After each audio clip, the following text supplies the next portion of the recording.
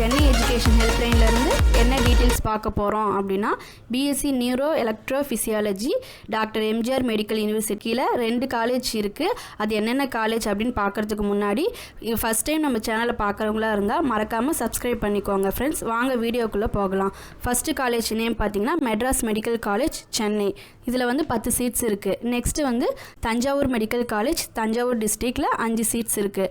டோட்டலாக வந்து பார்த்திங்கன்னா 15 சீட்ஸ் இருக்குது ஃப்ரெண்ட்ஸ். இது வந்து நியூ கோர்ஸ் அப்படின்றனால இந்த வருஷம் வந்து பார்த்திங்கன்னா 15 சீட்ஸ் தான் இருக்குது.